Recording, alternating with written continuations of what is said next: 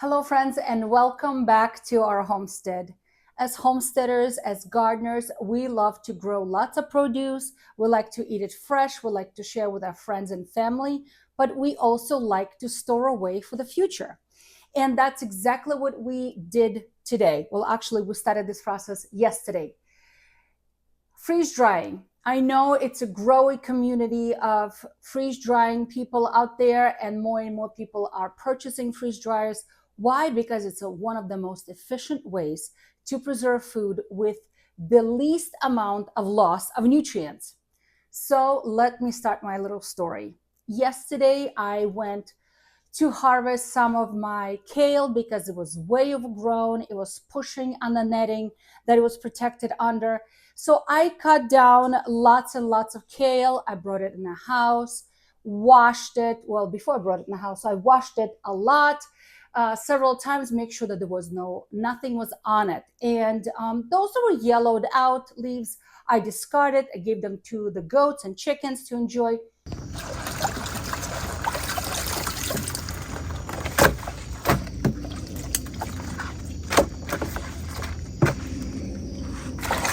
So this is how I'm gonna make my kale chips because that is what I'm doing today. They're nicely washed, okay?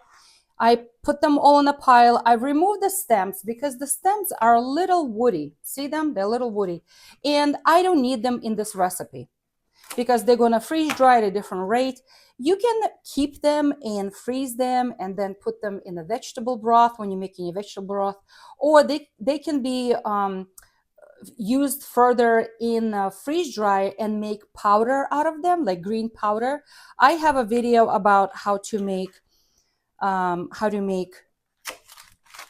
green powder where I dehydrate a bunch of greens in a dehydrator. But freeze dryer would be even better because it preserves a whole lot more nutrients than dehydrator. So freeze dryer is way better. But I already have plenty of green powder, so I'm not going to do this right now. I'm going to put this to the side, and actually I'm going to give them to my goats. So it's going into my bucket. So what I do is I run the knife long ways right across the vein, and then I cut into these little chunks. It fits in the palm of my hand, actually smaller than the palm of my hand. And these are going to be for chips.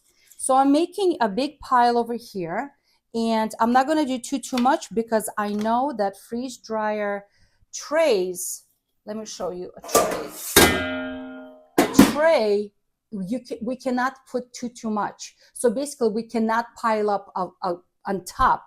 It should not go way above the lip of the tray. So it really will not fit that much. So I'm going to make some today. Okay.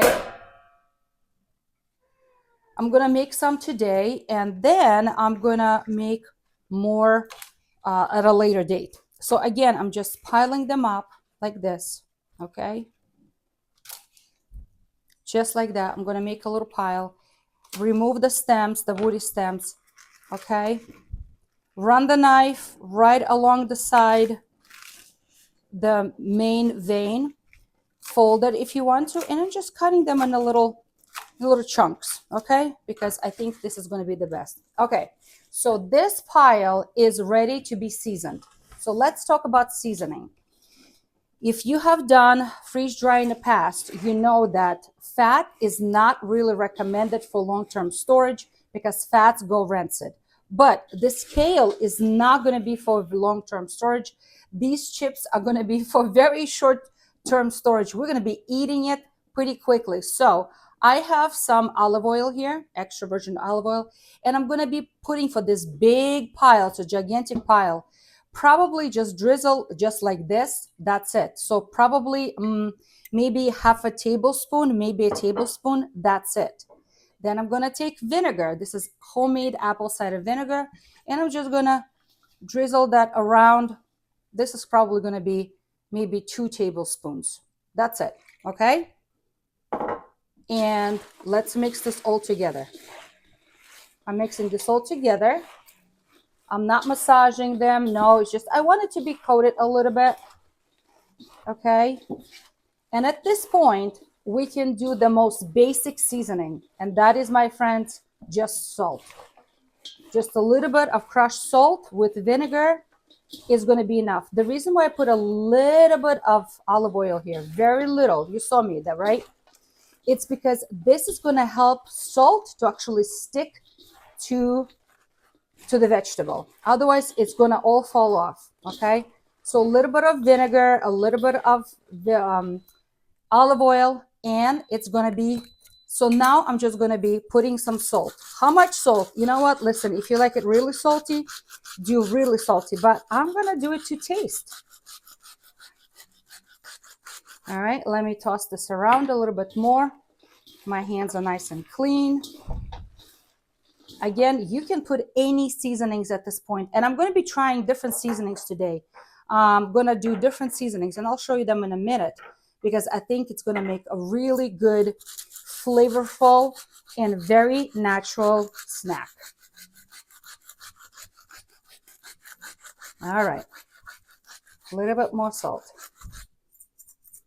All right, toss this around. Toss this around, and now I'm going to be putting everything on the trays. All right, let me get a tray ready.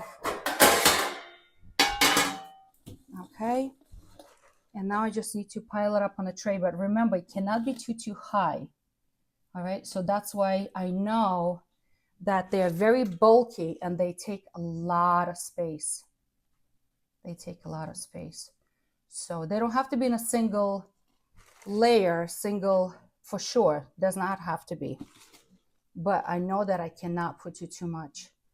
So even though we have a large size freeze dryer and it fits 6 trays, but it's still, I cannot put too much because it's not going to fit into the machine. All right, it's going to be sticking it up. So that's pretty much it, my friends. I think I cannot put any more. Well, let me add a little bit here on the side. That's it for one tray. So let me fill up all the trays. The second batch, I'm also going to put a little bit of olive oil. Again, I'm just drizzling less than a tablespoon or so. Again, I'm going to be adding some salt because it needs salt.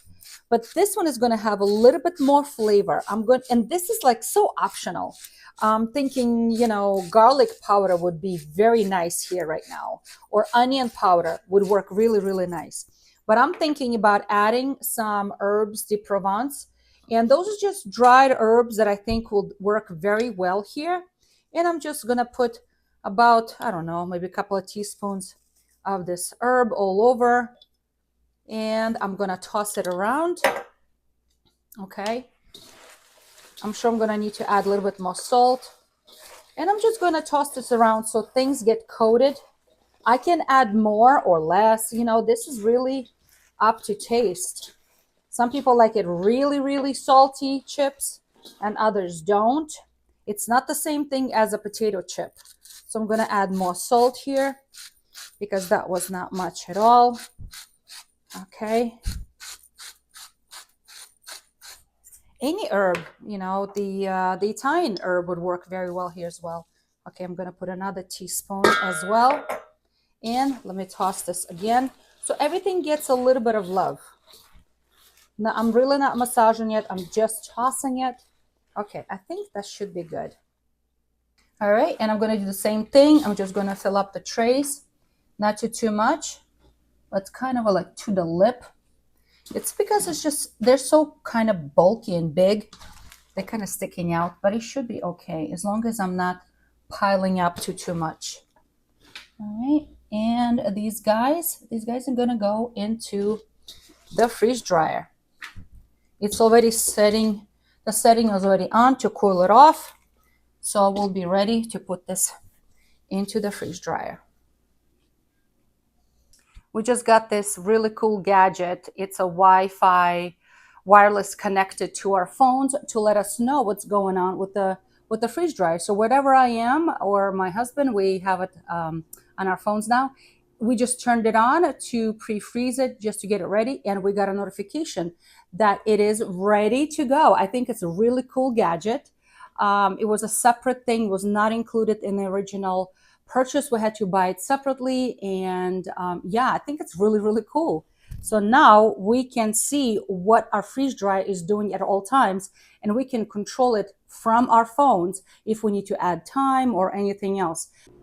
Okay, the machine is ready to go, and the first thing we need to do is I need to come over here to the side, and I need to close this valve to close position, and now we can start loading up the trays.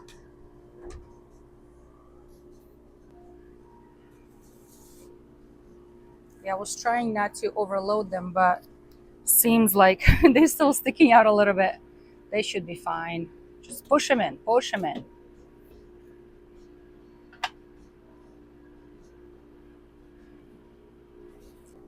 Okay, everything is loaded up. I need to make sure it's closed properly. And now I'm going to click on continue, and it's going to go. The freeze drying process took about 22 hours, but just for kicks and giggles, I added 2 more of additional time of freeze drying time just to make sure they came out nice and dry. And they did. They came out nice and dry. Can you hear this?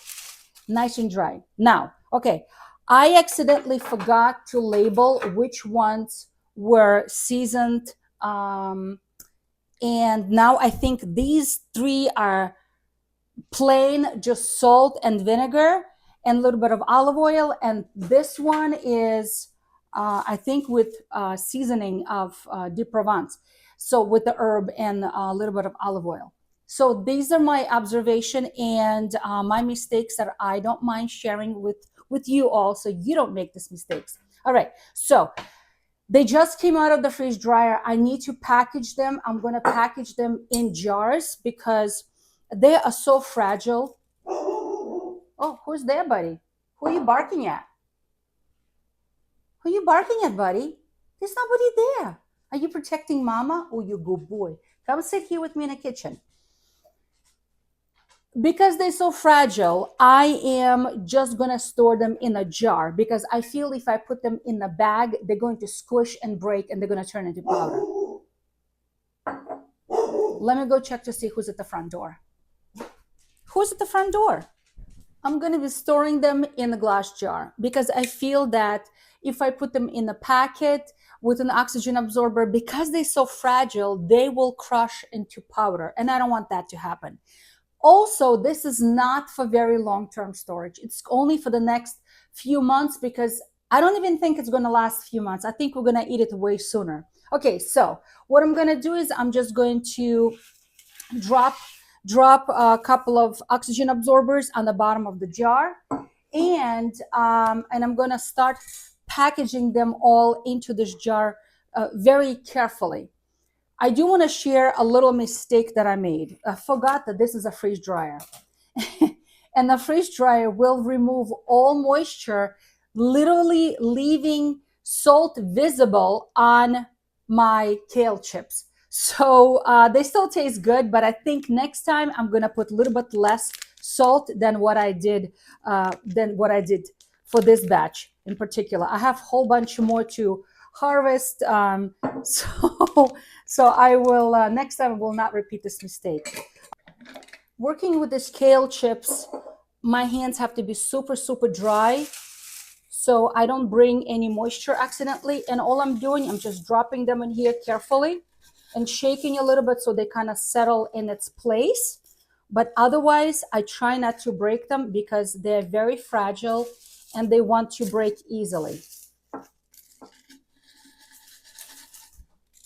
So this is going to be a wonderful snack to have because let me tell you, these ingredients were very clean. There was nothing added except for, like I said, something that's already readily available in the kitchen.